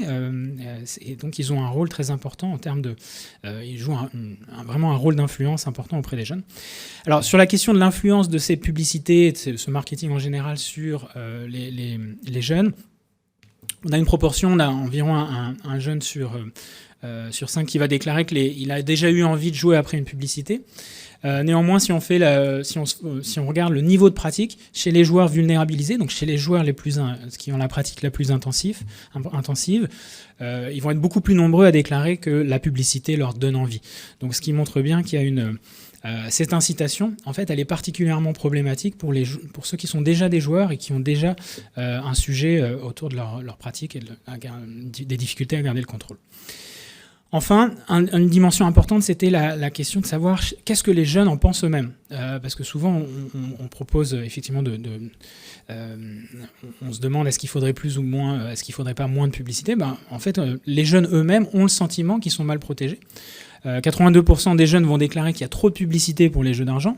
Donc, c'est le constat qu'ils font. On a près de 85% d'entre eux qui déclarent qu'ils sont mal informés des risques. Donc, il y a vraiment un sujet sur l'information face aux risques liés aux jeux d'argent. Ils n'ont pas forcément tous conscience de ces risques. En tout cas, ils pensent qu'ils ne sont pas assez informés. Ils pensent aussi qu'il est difficile de se faire aider lorsqu'on a des problèmes de jeu. Donc il y a un sujet aussi là-dessus. Et puis ils sont très majoritairement d'accord avec l'idée qu'il faudrait que les jeux d'argent soient moins disponibles, voire même interdits. Donc la formulation était assez engageante quand même, de dire qu'il faut aller jusqu'à l'interdiction. Mais en tout cas, les jeunes ont ce regard. D'ailleurs, ce regard est partagé en fait par les jeunes, mais y compris chez les jeunes joueurs eux-mêmes qui pensent qu'il y a trop de publicité, il y a trop d'incitation et que c'est effectivement... et ils se montrent très critiques vis-à-vis des opérateurs de jeu également, puisqu'il y a ce regard critique sur les opérateurs de jeu eux-mêmes. Voilà. Je vais peut-être conclure, parce que je vois que le temps file, mais on aura l'occasion peut-être de revenir sur faire un focus sur les paris sportifs. Peut-être dans la discussion, on reviendra si ça vous intéresse, mais on avait fait un focus sur les paris sportifs. Pour conclure, simplement quelques recommandations qu'on peut formuler à la lecture à la suite de cette enquête. D'abord, il y a 4 recommandations vraiment qu'on pourrait qualifier de court terme et qui nous engagent. C'est-à-dire que il y a un sujet sur la sensibilisation des professionnels et des parents au risque. Les parents, je ne l'ai pas trop abordé, mais on a vu qu'il y avait une initiation bien souvent par les parents qui se joue. Donc il y a un enjeu là-dessus sur la prise de conscience des risques pour les parents et puis aussi pour les professionnels de la jeunesse d'une façon générale. Il y a une deuxième recommandation qu'on pourrait formuler, c'est sur la question des campagnes de prévention. On en reparlera. Avec... en troisième lieu, des interventions ciblées sur les jeunes vulnérabilisés, puisqu'on a vu que c'était certes une proportion assez limitée des jeunes, mais il y a un vrai sujet à adresser leurs problèmes. Et puis, renforcement de l'information aussi sur les dispositifs qui sont de réduction des risques. Je ne l'ai pas abordé dans cette présentation, mais les jeunes se sentent mal informés et aussi ont une très mauvaise connaissance des dispositifs obligatoires que la loi rend obligatoires de réduction des risques. Se fixer des limites, etc. Les jeunes l'utilisent assez peu. Donc il y a un enjeu là-dessus. Et puis plus globalement, en fait, ce dont on s'aperçoit, c'est qu'il y a une sursollicitation publicitaire qui est particulièrement problématique. Donc Le levier publicitaire, ça c'est une recommandation très forte et je ne suis pas le seul à la formuler, mais cette recommandation d'interdire, voire même de limiter la publicité, comme une forme certains parlent de loi E20 qui s'appliquerait aussi aux jeux d'argent. En tout cas, l'Espagne, la Belgique, l'Italie, d'autres pays européens ont fait ce choix-là et la France est en retard par rapport à ça et on voit bien que le cadre légal actuel ne permet pas de protéger les mineurs. La question aussi du nombre de jeux proposés, on voit qu'on a déjà une offre pléthorique et il faudrait peut-être faire une pause. Régulièrement, on entend, il y a quelques semaines, le débat s'ouvrait sur la possibilité d'ouvrir les casinos en ligne, légaliser les casinos en ligne. Je pense que là, il y a plutôt urgence à faire une pause et à se dire, voilà, quelle est l'offre actuelle ? Est-ce qu'elle n'est pas déjà trop importante ? Et voilà, il n'est pas opportun d'augmenter encore la pression qui s'exerce sur les jeunes et cette offre surabondante. Voilà. Ensuite, il y a tout un tas de recommandations que je peux formuler sur l'obligation qui est faite aux opérateurs de jeux. En fait, en principe, ils sont censés informer les joueurs des risques qu'ils prennent. Lorsque les jeunes perdent le contrôle, ils sont censés les repérer et leur venir en aide. Tout ça est en fait assez théorique et on voit bien qu'il y a une vraie difficulté. Donc il y aurait des dispositifs qu'on pourrait tout à fait mettre en place qui permettraient aux jeunes, par exemple, d'évaluer combien ils perdent en moyenne, quels sont le total des pertes accumulées. On voit dans les focus group qu'on a menés que souvent c'est le moment d'une réalisation pour les jeunes. Ceux qui ont fait le travail un peu d'aller regarder sur leur compte en banque combien ils ont perdu, combien ils ont misé au cours des dernières années, c'est souvent le moment où ils réalisent qu'il y a peut-être une perte de contrôle. Donc là-dessus, on pourrait agir. La question des limites de mise maximale aussi, elle peut être ouverte. Est-ce qu'il est normal qu'on puisse quand on a 18 ans, qu'on puisse perdre autant sur une plateforme de paris en ligne, par exemple, c'est un vrai sujet. Et donc ça, on pourrait tout à fait envisager de le mettre en place. Tout ça, ce serait évidemment couplé à une carte nominative de jeu. Donc on voit bien que chez les jeunes mineurs, c'est très facile de jouer. Je ne l'ai pas abordé dans la présentation, mais en fait, il est très aisé pour un jeune mineur d'aller se rendre dans certains bureaux de tabac qui ne sont pas trop regardants. Ils le savent, ou alors ils font en sorte d'utiliser des moyens détournés pour accéder en ligne aux plateformes. Donc l'idée d'une carte nominative de jeu, ce serait une option. Et puis enfin, un aspect qui était apparu dans notre enquête, mais qui est un petit peu plus annexe, mais c'est la question de tout ce qui est paris gratuits, qui peuvent être une alternative pour certains jeunes, pour au fond continuer à éprouver un certain plaisir à la prédiction sportive, sans pour autant mettre de l'argent dans la pratique. Ça, c'est une piste qui pourrait être explorée.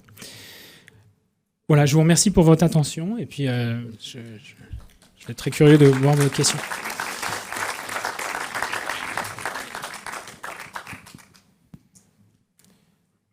C'est donc l'heure des questions. Merci Thomas pour ton propos et tous les chiffres que tu nous as donnés, toutes les données que tu nous as partagées. Pour mémoire, dans le rapport, il y en aura encore plus. Donc n'hésitez pas à le récupérer. Ouais, sinon, on va regarder celui-ci. Et donc du coup, c'est le moment des échanges. Hélène, je vois qu'à droite.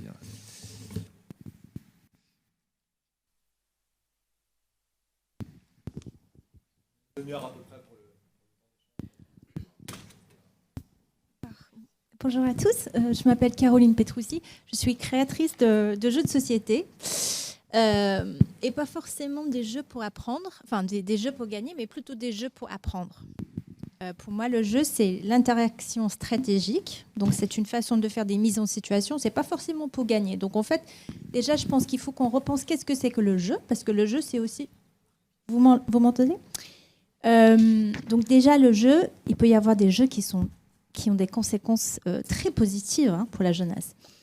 Après, moi, je pense que c'est important de revenir aux recommandations et de faire des exemples de l'équivalent. Par exemple, quand on dépense 20 € sur un jeu, au hasard, le loto, etc., il faut aussi faire comprendre aux jeunes que ce 20 €, on peut aussi faire une soirée, on peut acheter du matériel sportif, on peut aller sur le Bon Coin acheter des puzzles, on peut faire toute une équipe de foot avec 20 € en fait. Donc je pense que c'est important de dire, on a les recommandations macro qui vont être plutôt au niveau de la politique, mais il faudrait aussi que la jeunesse comprenne de façon très concrète que 20 euros, on peut faire plein de choses avec.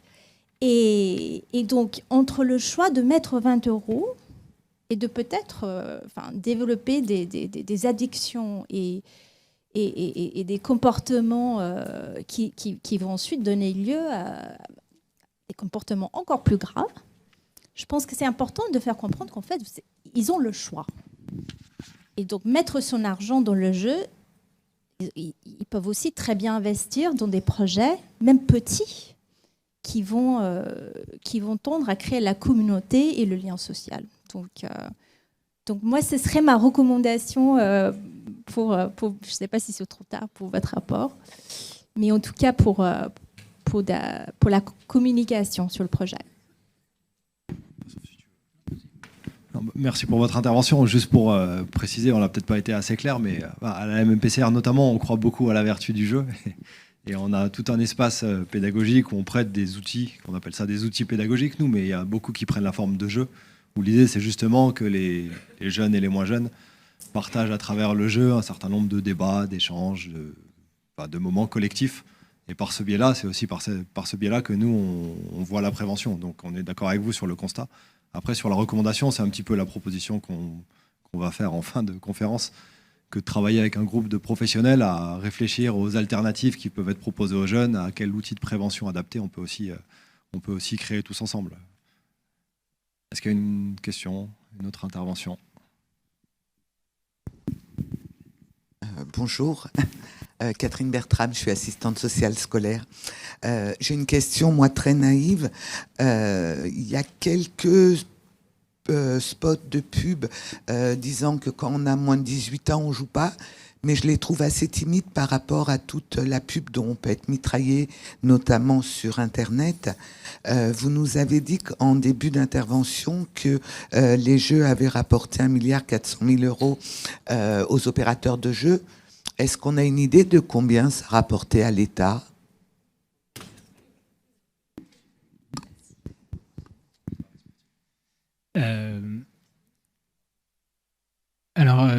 C'est une bonne remarque, effectivement. Alors, ça rapporte, combien ça rapporte à l'État ? C'est 6 milliards environ par an qui abondent le budget de l'État. Le chiffre d'affaires de l'ensemble du secteur des jeux d'argent, il me semble, c'est 15 milliards environ par an. L'ensemble des mises des Français, c'est 50 milliards par an.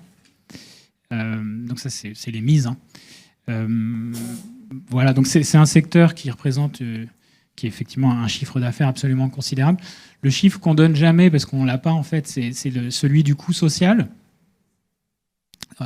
Au moment de l'ouverture à la concurrence, enfin, au moment de la proposition de loi qui était faite de libéraliser, enfin de légaliser les casinos en ligne, les opérateurs de jeux ont mis en avant les ressources fiscales que ça allait permettre de dégager, mais sans évidemment mentionner le coût social qu'on n'a pas mesuré.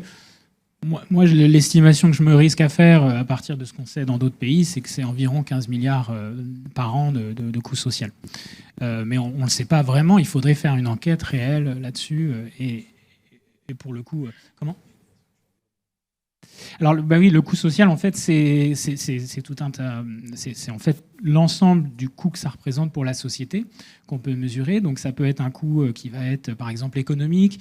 Qu'est-ce qui se passe quand pour un joueur qui perd le contrôle, qui perd son emploi, qui a des difficultés au travail, le coût des soins qui vont lui être prodigués, le coût des campagnes de prévention, le coût sur les familles également, en termes de divorce, etc. Donc, c'est tout un ensemble de choses qui peuvent être mesurées, que les économistes font, en fait.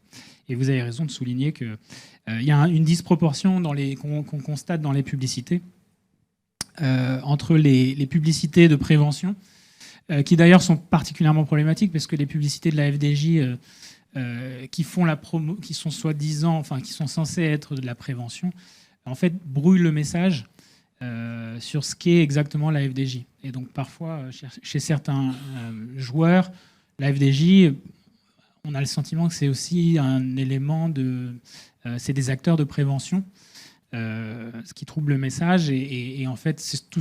Voilà, on peut faire une critique de ce qu'on appelle le jeu responsable, qui en fait conduit à retarder des contraintes plus fortes sur le marché et sur les opérateurs de jeu. Bonjour, Morgane Mera pour Addiction France. Merci beaucoup pour cette présentation, c'était très riche et on aura aussi l'occasion de pouvoir à Addiction France mobiliser certaines de ces données. Et quelques petites questions sur ce que vous avez pu évoquer, notamment sur l'offre de jeux illégaux. Est-ce que vous aviez, notamment dans la partie qualitative, eu des retours sur la pratique de casinos en ligne, notamment dans la perspective de l'ouverture des casinos en ligne ? Concernant les paris inclus dans les jeux vidéo, j'imagine que vous évoquez donc les jeux NUM. Est-ce que les jeunes qui ont parié dans ces cas-là ont bien identifié qu'il s'agissait en fait de jeux d'argent et ont bien vu que la limite et la frontière étaient effacées entre le jeu vidéo et le jeu d'argent? Et enfin, sur la partie marketing, vous évoquez 59,6% qui ont vu une pub en ligne. J'aimerais savoir si vous avez réussi à avoir la différenciation entre public mineur et majeur, étant donné que les publics mineurs sont censés être exclus de ces communications commerciales, notamment sur Instagram où c'est possible, ou s'ils ont quand même été exposés. Merci. Merci pour ces questions. Donc sur la dernière question, je l'ai évoqué, hein, mais je n'ai pas mis le chiffre dans les slides, c'est dans le rapport. On a effectivement la distinction entre mineurs et majeurs, et on s'aperçoit que les mineurs en fait, déclarent plus souvent avoir déjà vu des pubs pour les jeux d'argent. Donc la proportion est de 84%. Donc c'est supérieur aux majeurs, donc ce qui montre bien effectivement un problème d'exposition à la pub, à la publicité chez les mineurs. Sur la question de l'offre illégale, alors c'était pas forcément une dimension essentielle. Là, le débat est plus récent, donc quand on a conçu le questionnaire, on n'avait pas forcément fait de focalisation sur cette thématique du casino en ligne illégal. Finalement, la pratique des casinos, elle apparaît. C'est pas la pratique la plus répandue, mais elle est là. Et on n'a pas, de manière quantitative, on n'a pas mesuré précisément combien était. Il n'y avait pas de focalisation là-dessus. C'est vrai que là, à la lumière des débats récents, on aurait pu se dire qu'on aurait pu l'inclure, mais on l'a pas fait. En revanche, dans les focus group, on a pu l'aborder, mais ça revenait pas si fréquemment. En fait, c'était pas une pratique qui apparaissait. Alors après, c'est une enquête qualitative. Hein, ça a pu passer entre les mailles du filet, mais c'est pas une pratique qui nous a paru très répandue. Les témoignages qu'on a eus, c'était plutôt des sorties au casino physique, au cours de vacances, de séjours. J'ai le souvenir d'un jeune qui nous a raconté de façon épique son séjour au Portugal, parce qu'il est d'origine portugaise, et donc il a été au Portugal, il a joué à un casino physique, là pour le coup, et voilà, avec vraiment des prises de risques très importantes, mais le casino en ligne n'était pas un sujet véritablement. Sur les jeux NUM, sur la question des jeux vidéo en ligne, là, effectivement, dans les focus group, c'était évoqué par les plus jeunes, par les adolescents, sans forcément, effectivement, qu'ils voient vraiment la frontière ou qu'ils perçoivent ça vraiment comme des jeux d'argent. C'est-à-dire que spontanément, c'était pas mentionné comme un jeu d'argent. Puis au détour de la conversation, en explorant davantage cette dimension, les plus jeunes percevaient qu'effectivement, oui, en fait, j'achète, je mets de l'argent dedans, mais c'est pas forcément, en termes de représentation, associé à un jeu d'argent. En fait, c'est plutôt du jeu vidéo ou perçu comme un jeu, une forme, une extension, enfin une partie intégrante du jeu vidéo. Juste sur la question de l'offre illégale de jeux dans les focus group de mémoire, je n'ai pas assisté à tous, mais ce qui était ressorti, c'était pas tant du jeu illégal que des pratiques de jeu informels, comme dans le rôle d'avoir un rôle dans l'initiation en fait au jeu. Par exemple, jouer au dé, miser de l'argent entre potes, faire des paris sur tout et n'importe quoi, comme des bookmakers autour d'une chicha, enfin, ce genre de choses qui étaient évoquées et qui étaient évoquées comme un souvenir aussi dans l'initiation entre pairs, PIRS. Pour une pratique éventuellement ensuite aller plus vers du coup une offre plus légale ou plus classique. Donc c'était plus ces pratiques de jeu informels que les pratiques de jeu illégales qui étaient abordées dans les focus group en tout cas.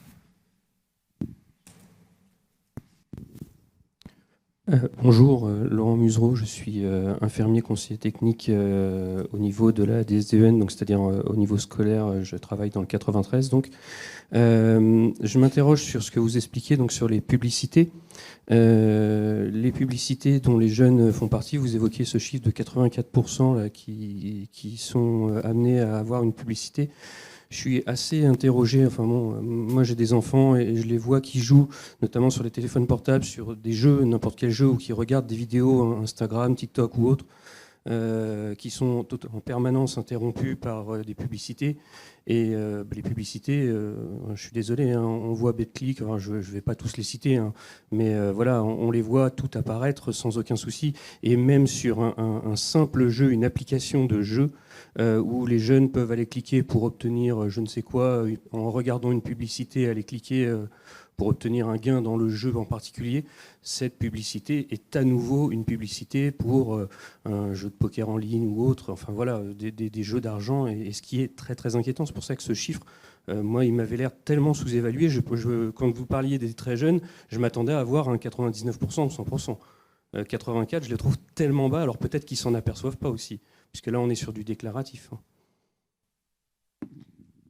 Oui, je crois que Manuel, c'est vrai que c'était ta première réaction au moment où on a vu les chiffres. On avait eu un peu la même réaction. Étant donné l'omniprésence que vous soulignez, on aurait pu se dire que ça aurait pu être beaucoup plus important. Alors peut-être que ça pose la question finalement, cette sursollicitation, ce brouhaha, finalement, est-ce que ça ne conduit pas, dans certains cas, à l'évacuer? On n'y prête pas attention et on oublie un peu qu'on y a été exposé. C'est un peu presque subliminal. Est-ce que c'est toujours perçu comme exactement un jeu d'argent? Ça peut être une autre hypothèse. Alors, on peut formuler ce type d'hypothèse, mais effectivement, il y a une telle exposition que c'est sans doute un peu sous-estimé. C'est du déclaratif et peut-être sous-estimé, vous avez raison.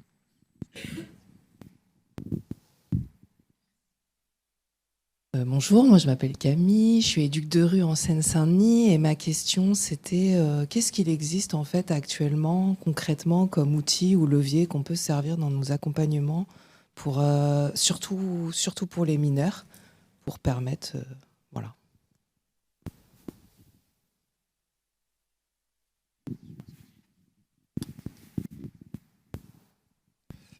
Après, sur l'accompagnement au quotidien, encore une fois, c'est la proposition qu'on va vous faire, mais du coup, je vais y venir, comme ça, ce sera fait. Il y a ce qui a été rappelé quand même au tout début par Magali Thibault. Je ne sais pas si vous connaissez l'espace tête-à-tête, qui est situé à Rosny 2, du coup. Donc, c'est un espace de prévention, d'information, d'orientation sur la prévention des conduites à risque, qui dépend de la mission métropolitaine, avec une équipe de professionnels dédiés. Et donc l'exposition qu'ils ont inaugurée en décembre dernier et qui sera là jusqu'en octobre ou novembre 2025 porte spécifiquement sur la question des jeux d'argent et de hasard. Donc c'est pas forcément dans l'accompagnement au quotidien, mais je pense ça peut être intéressant d'y emmener un groupe de jeunes potentiellement. D'une part pour visiter, pour discuter avec les intervenants et avoir aussi ce recul critique. Ça se veut très pédagogique et interactif. Donc l'idée c'est aussi en expérimentant collectivement et en échangeant avec les professionnels de réfléchir à sa pratique et à cette thématique-là. Après, avec une association de Saint-Denis qui s'appelle Je suis l'autre, on a financé des clips de prévention qui vont être disponibles avec un guide pédagogique d'accompagnement où des jeunes du lycée Bartholdi à Saint-Denis ont détourné des publicités d'opérateurs de jeux sur les paris sportifs pour en faire quelque chose de plus humoristique. Et ça peut être aussi une base dont vous pouvez vous servir pour animer et discuter avec les jeunes de ce qu'ils en savent, ce qu'ils en pensent, et peut-être aussi construire un projet de ce type-là, parodique ou pas, avec eux. Et puis là, ce qu'on veut vous proposer aussi, du coup, à l'issue de cette conférence, si certains d'entre vous sont dans l'accompagnement de jeunes, sont intéressés, concernés par cette thématique, c'est aussi de créer un groupe de travail avec une 12-15 professionnels dans l'accompagnement vraiment de terrain, de créer un groupe de travail pour d'une part un peu vous former, sensibiliser, qualifier sur la question des jeux d'argent et des hasards, dans l'optique de créer un outil de prévention dont vous pourriez ensuite vous emparer pour éventuellement former, sensibiliser vos collègues, mais surtout intervenir directement auprès des jeunes. Donc c'est un petit peu ça qu'il existe. Ensuite, sur des prises en charge et plus du coup pour l'accompagnement, etc., il y a aussi les consultations jeunes consommateurs qui existent, les CJC, duquel vous pouvez vous rapprocher, là pour orienter des jeunes qui seraient en particulier en difficulté avec leur pratique. Après, je ne sais pas si vous évoquez des jeunes majeurs, des jeunes mineurs, mais en l'occurrence, les CJC, ça peut être intéressant sur de l'orientation et de l'accompagnement et de la prise en charge. Après, si c'est pour discuter, débattre, etc., les deux outils notamment que j'évoque, ils peuvent être intéressants, je pense. Après, à mon avis, en termes de prévention, il y a intervenir directement sur les jeux d'argent, mais il y a aussi réfléchir aux motivations et à pourquoi est-ce que les jeunes jouent. Et sur les enjeux statutaires, les besoins de reconnaissance, il y a peut-être des choses à réfléchir au-delà des jeux d'argent, en fait. Quelles alternatives peuvent exister notamment. Et je pense que c'est un travail au long cours aussi sur les émotions que ça génère, comment est-ce qu'on vit des émotions fortes sans avoir besoin d'en passer par là, par exemple. Bon, il y a plein de choses qui peuvent être mises en place et c'est de ça dont on discutera dans le groupe de travail. Je me joins à cet appel de Manuel. En fait, on souhaite pouvoir développer cet outil de prévention dont on a besoin en fait, et dans une approche de co-création. Donc, c'est vraiment un appel que je formule avec Manuel pour qu'on puisse travailler ensemble. Donc, voilà, si vous avez envie de vous joindre à nous et de participer à ces ateliers, donc on va essayer d'organiser 5 ateliers à partir du mois de mars. En principe, c'est ce qu'on va chercher c'est la temporalité qu'on vise, et puis de se dire qu'on va essayer de travailler, donc Manuel l'a dit, sur les motivations, à partir des motivations qu'on a identifiées notamment, quelles sont les alternatives qui peuvent exister aux jeux d'argent, travailler sur les influences sociales, le rôle que peuvent jouer les pairs, la dimension d'esprit critique, qui est un peu un des ressorts qui revient dans la question des publicités, mais c'est différents leviers qu'on a identifiés, puis ensuite de travailler à la mise en place de tout ça et de faire quelque chose, un outil qui puisse être utilisable et mobilisable, et qu'ensuite on puisse tester aussi et voir si ça marche. Donc il y a aussi cette dimension comme ça un peu expérimentale de se dire on lance un truc et puis on va essayer de l'évaluer après. Peut-être juste avant de prendre la prochaine question, puisque je ne vais pas faire durer le suspense plus longtemps, mais juste vous montrer peut-être quelques visuels justement de l'exposition du tête-à-tête, donc qui s'appelle Cache-Cache. Comme je le disais, donc le tête-à-tête, c'est un espace ressource qui est situé au sein du centre commercial Rosny 2, à Rosny-sous-Bois, désormais accessible par la ligne 11 également, pour les Parisiens et Parisiennes. Et donc c'est sous forme d'un parcours interactif, accessible, plutôt ciblé centré sur les jeunes de 13 à 25 ans. Donc soit en visite libre parce que les jeunes passent dans le centre commercial, parce qu'ils en ont entendu parler, parce qu'ils ont envie de voir ce dont il s'agit, mais ils font aussi des accueils de groupe sur rendez-vous, donc n'hésitez pas à contacter, je vais vous donner les contacts juste ensuite, l'espace pour organiser des visites de groupe avec une intervention pédagogique des professionnels. Donc ça c'est la fiche de l'exposition, vous avez quelques visuels, donc ça se veut, comme je le disais, très interactif et pédagogique avec des profils de joueurs. On voit un petit peu quel est plutôt son profil de joueur ou de non-joueur en l'occurrence, les stratégies de prévention qu'on peut mettre en place, voilà, sous format il y a plusieurs panneaux, etc. Et sur les clips parodiques de prévention, donc qui ont été détournés en Lose un Max au lieu de Win un Max, vous avez là les deux flyers qui détournent deux clips de prévention, d'opérateurs de jeu assez connus. On diffusera aussi, on mettra en ligne aussi avec le rapport et le replay de cette conférence les QR codes pour télécharger et le lien vers les deux clips dont vous pourrez vous saisir. Et donc, juste pour revenir rapidement sur la proposition de groupe de travail, donc on vise une douzaine de participants. Évidemment, si vous êtes des professionnels de terrain en lien direct avec les jeunes notamment, ça nous intéresse particulièrement. Plutôt du territoire Seine-Saint-Denis ou Paris. Et donc l'idée, comme le disait Thomas, c'est à la fois de vous sensibiliser aux jeux d'argent et de hasard, de réfléchir aux stratégies de prévention à déployer, les adapter aussi peut-être en fonction des profils, de co-construire et de réaliser un outil de prévention, et ensuite de le tester et de l'évaluer, d'une part avec ce que vous pourrez tester, et ensuite auprès également d'autres structures. Et le calendrier, donc Thomas va nous construire un kit de prévention dans un premier temps avec des ressources, et ensuite on proposera à partir de mi-mars, fin mars, de réunir le groupe sur 5 à 6 séances, donc qui s'étaleront entre mi-fin mars et la rentrée 2025, grosso modo, avec une phase ensuite de test et d'évaluation de l'outil sur le dernier trimestre 2025.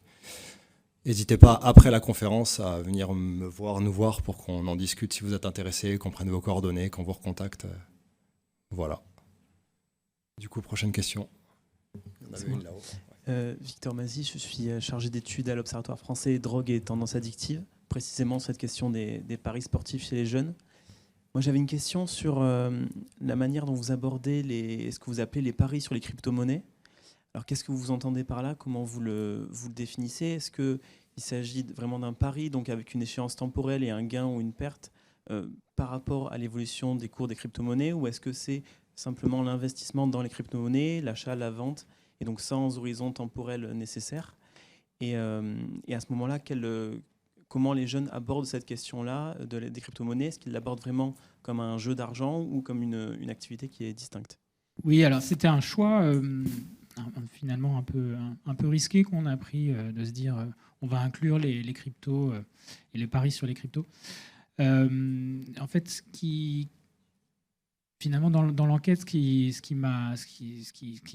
justifiait un peu a posteriori ce choix, c'est de voir à quel point ces paris sur les cryptos, cette utilisation des cryptos, revient très fréquemment chez les joueurs vulnérabilisés, en fait, chez ceux qui ont une pratique de jeu la plus problématique.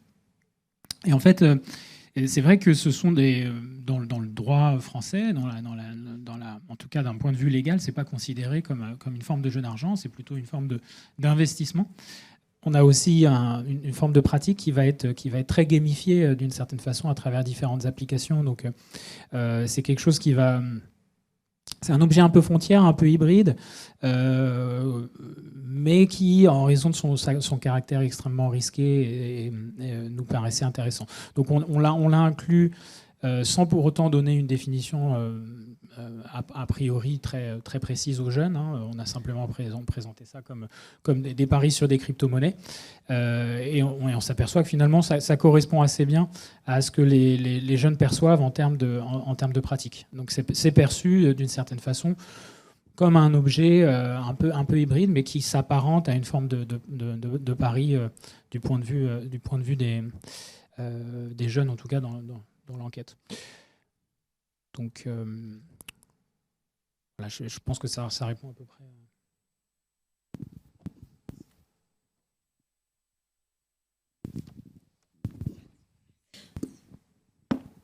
Bonjour, donc moi je suis Elisabeth Goua, je suis conseillère au CIDJ, le Centre d'information et documentation pour la jeunesse. Et je voulais juste revenir sur la partie des ressources justement à destination des jeunes. C'est une question qui a été posée. On est à l'origine au CIDJ d'un atelier de prévention à destination des jeunes sur les jeux d'argent et de hasard qui a déjà été mis en place et qui est en cours. C'est des ateliers qui ont lieu partout en Île-de-France et vraiment pour tout type de public, aussi bien scolaire que dans des structures qui accompagnent les jeunes. Et donc cette ressource, elle est disponible gratuitement sur le site santéaddiction.fr, qui est donc le portail du CIDJ sur la thématique de la santé. Et vous pouvez retrouver dans l'espace ressources pédagogiques cet atelier, qui est vraiment complet et donc tout est dessus, le livret pédagogique et l'atelier en soi. Et d'ailleurs, je tiens à vous remercier, Monsieur Amadieu, puisque c'est aussi grâce à vous qu'on a pu mettre en place cet atelier. Et désolé de vous avoir oublié. En effet, on y avait même contribué. Et je crois que dans un des deux guides figure la campagne de prévention du département qui détournait. Bref, en tout cas, désolé de vous avoir oublié. C'est en effet une ressource. Ah, pardon.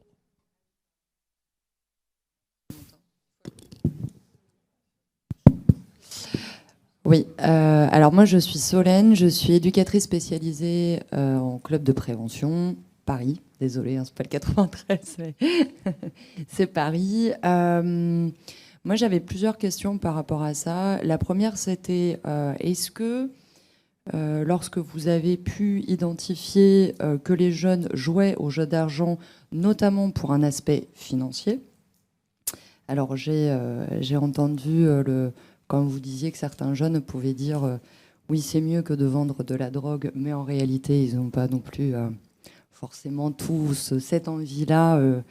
Et il y en a qui ont envie de travailler. Et bon, ça fait plus de 10 ans que je fais ce travail. Avant, je trouvais que c'était quand même plus facile pour des jeunes à partir de 16 ans de trouver des petits tafs. Aujourd'hui, ça l'est de moins en moins. même McDonald's, en fait, ne prend plus pour des jeunes qui ont 16 ans. J'ai des jeunes de 16 à 18 qui ont véritablement envie de bosser. Et du coup, c'est compliqué. C'est compliqué parce que la loi du travail, en fait, n'est absolument pas adaptée. Et elle est encore moins adaptée avec les jeunes qui veulent qui font des écoles en alternance. Concrètement, ceux qui bossent dans la vente, même si c'est pour un stage, s'ils n'ont pas 18 ans, c'est compliqué. Et donc, en fait, moi, je me posais quand même cette question-là. Est-ce qu'il n'y aurait pas une conséquence du fait que les jeunes aient de plus en plus de difficultés à pouvoir s'insérer à partir de 16 ans dans le monde du travail et se prennent au départ peut-être en plaisantant avec des copains parce qu'ils adorent le foot. Alors moi, ils sont très paris sportifs. Donc du coup, ils adorent le foot, ils en font quelques-uns. Il y en a d'ailleurs qui sont très très nuls en foot, qui comprennent rien du tout, et d'ailleurs qui payent en fait des copains sur WhatsApp ou Snap à 50 € le mois pour leur prendre leur pronostic, pour pouvoir être sûr de voilà. Donc on voit qu'il y en a quand même, c'est même stratifié quoi. Il y en a même qui ont quand même un poste décisif dans ces jeux d'argent. Et donc du coup voilà, moi je me posais cette question-là. Elle n'est pas elle ne va pas tout représenter, mais je me demandais s'il n'y avait pas quand même un panel de jeunes, 16, 20 ans, qui avaient des difficultés pour trouver un travail et qui, du coup, se prenaient dans ces jeux d'argent au point à en devenir addicts, quoi. Voilà. J'ai encore trois demandes de questions. On a le temps. Les groupes, vous voulez faire quoi ? Non, mais c'est une dimension intéressante, effectivement, qui pourrait être davantage travaillée, en fait, sur cette question de l'insertion professionnelle vraiment spécifique sur cet âge-là.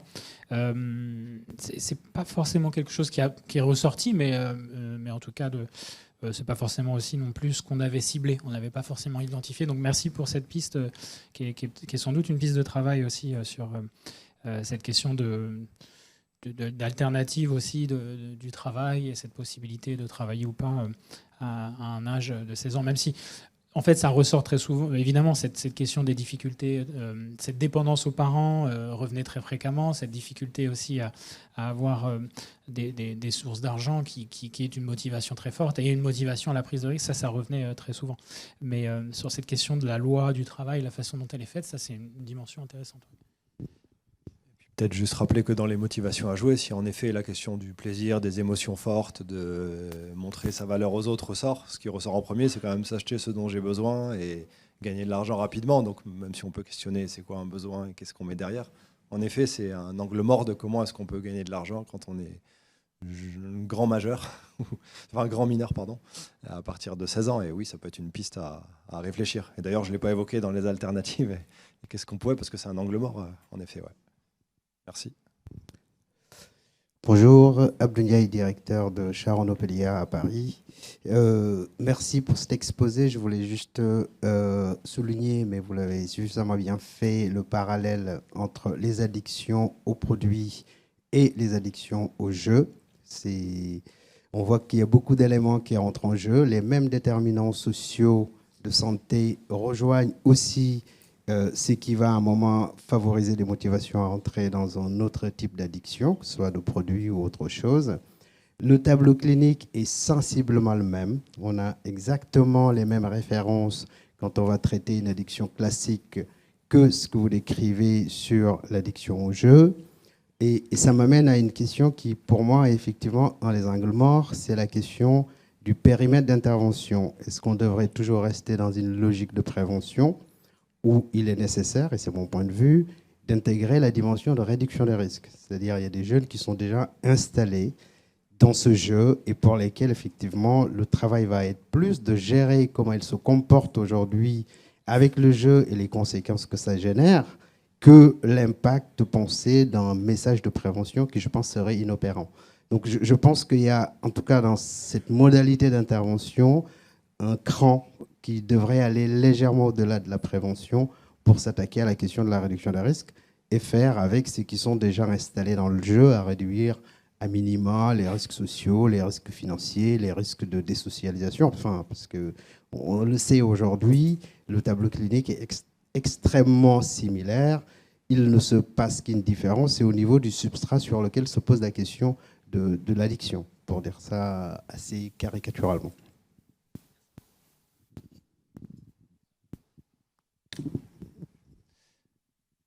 Effectivement, la question de la réduction des risques, je pense que les outils qu'on veut développer et la philosophie qui nous anime, c'est effectivement la prévention, parce qu'il nous semble qu'à travailler sur les plus jeunes, cibler juste avant cet âge d'initiation, au moment du collège, il y a quelque chose qui se joue. Mais effectivement, là, pour une part, ces jeunes, on le verra, ont déjà commencé et seront déjà dans une carrière de jeu peut-être un peu entamée, enfin, auront déjà une pratique. Et donc cette dimension de réduction des risques, elle peut être aussi intégrée à la démarche, vous avez raison, et c'est un point important de travailler sur comment réduire ces risques, les risques financiers, sociaux que vous évoquez chez ceux qui jouent déjà, comment garder le contrôle, quelles peuvent être les différentes techniques qu'ils peuvent déployer pour au fond,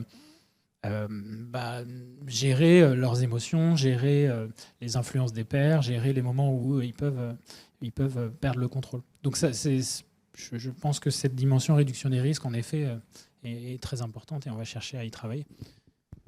Peut-être juste pour préciser, il me semble que ça figure dans le rapport, mais dans les motivations qui étaient déclarées par les joueurs les plus problématiques, c'était plus la question de gagner de l'argent, mais justement d'avoir de la valeur, de trouver sa place de vivre des émotions fortes, de ne pas se sentir seul, etc. Donc il y a vraiment plein de similitudes avec la consommation de produits. Et peut-être qu'un des enjeux aussi, c'est par exemple retarder l'entrée dans la consommation, y compris pour les jeux d'argent. Et en effet, pour les joueurs les plus excessifs, problématiques, l'enjeu il est plus de réduire les risques, au moins dans un premier temps, plutôt que de faire de la simple prévention. Ouais. D'accord. Peut-être il y a une question juste au-dessus de quelqu'un qu'on n'a pas déjà eu, puis ensuite vous, et on s'arrête là. Ok. On prend les deux alors. Alors, là, la question, elle est en vraie transition. C'était ce que je voulais poser, mais pas que sur les risques. J'inciterai également, pour les joueurs qui sont vraiment énormément dans l'addiction, qu'en est-il des soins ? Parce que là, on va parler de soins aussi derrière, forcément. Moi, je vous l'ai dit, je suis conseiller technique auprès des infirmières du scolaire du 93. Quand elles se retrouvent avec un élève qui nécessite des soins, elles sont excessivement démunies parce que, bien entendu, sur les addictions, on a quelques structures, mais qui sont essentiellement sur d'autres addictions. Les addictions, que ce soit jeux vidéo ou jeux d'argent, on se retrouve très très vite démunis parce qu'il y a très peu de professionnels. Alors c'est dommage, Madame Thibault est partie. Peut-être qu'elle aurait pu nous dire qu'il y avait un petit peu de financement qui était mis peut-être sur l'Exapa, peut-être que l'ARS a d'autres financements qui arrivent, mais sur les soins, on est extrêmement démunis. Est-ce que vous savez s'il y a des choses qui vont être investies ou pas ?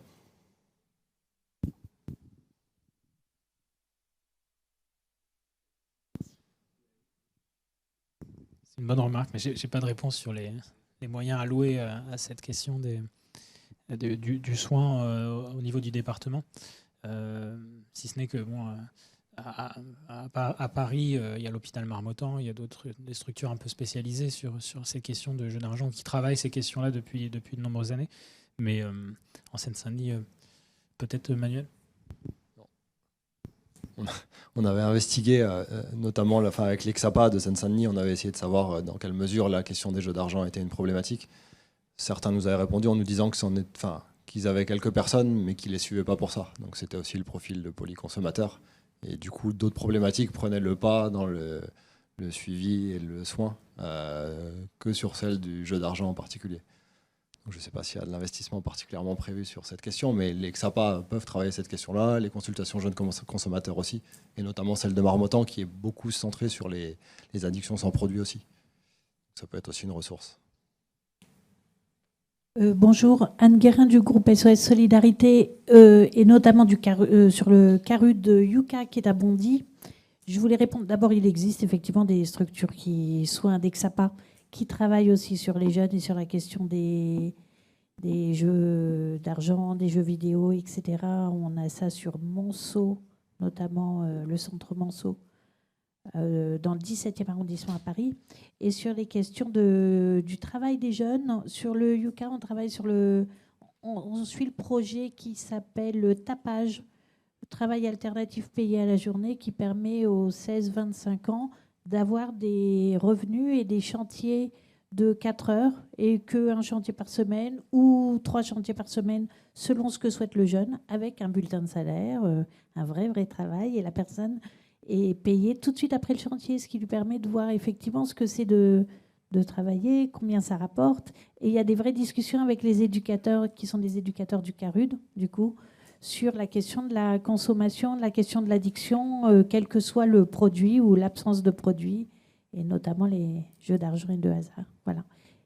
Et puis, dernier point sur les soins, comme on a la Fédération Addiction, je suis sûre qu'ils pourront vous donner des noms de XAPA qui travaillent sur le sujet.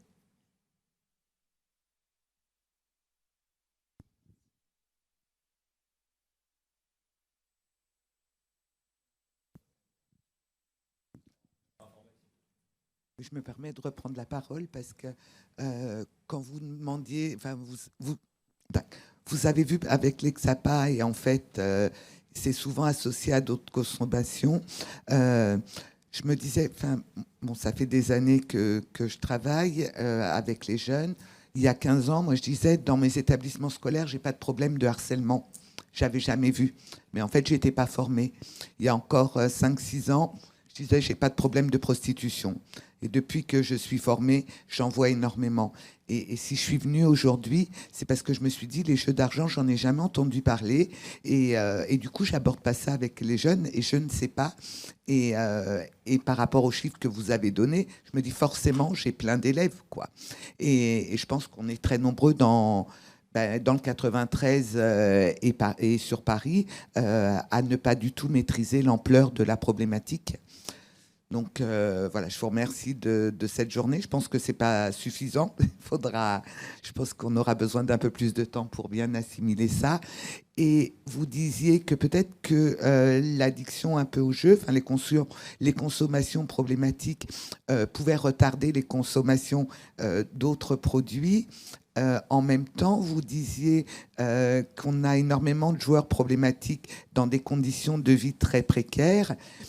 Et dans les conditions de vie précaires, on ne peut pas toujours demander 20 € à papa et maman pour jouer et tout. Et donc, je me demandais si, au contraire, l'addiction au jeu ne pouvait pas entraîner d'autres conduites dangereuses comme dealer, comme le michetonnage ou des choses comme ça, pour avoir de l'argent et jouer. Question.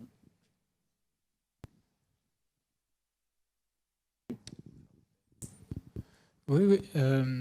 En fait, non, sur la question de la consommation problématique de jeux d'argent, elle entraîne des conséquences pour le joueur, et elle conduit par exemple à contracter des dettes, à faire des emprunts, etc. Et donc elle va pas, elle peut effectivement conduire à renforcer conduire à d'autres formes de pratiques à risque pour se procurer l'argent nécessaire pour jouer.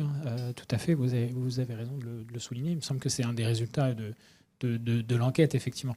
Il y a vraiment cette interaction entre les deux. Et peut-être juste pour revenir sur... ça ne devait pas faire ça. Et peut-être juste revenir sur ce que vous disiez au tout début. En effet, quand on n'est pas formé ou qu'on ne s'attend pas, qu'on ne cherche pas à avoir quelque chose, de fait, on ne le voit pas. Donc après, là, j'espère que vous n'allez pas en voir partout, des jeux d'argent et de hasard, mais en effet, un des enjeux, c'était justement de se dire, on va essayer de vous sensibiliser un petit peu au sujet, de dire que ça existe, pas forcément dramatiser, même si pour les joueurs les plus vulnérables, c'est très compliqué. Et d'où je reviens à la proposition, du coup, de potentiellement avoir un accompagnement plus resserré pour être formé et pour pouvoir travailler ce sujet-là avec d'autres professionnels et directement avec les jeunes que vous accompagnez. On va conclure là. Merci Thomas, merci à toutes et tous pour vos échanges, votre participation. Et n'hésitez pas à revenir vers nous. À bientôt.